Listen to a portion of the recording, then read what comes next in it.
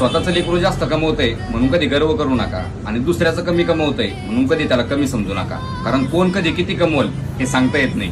वेळ बदलायला वेळ लागत नाही. कोणाची वेळ लवकर येते तर कोणाची उशिरा येते.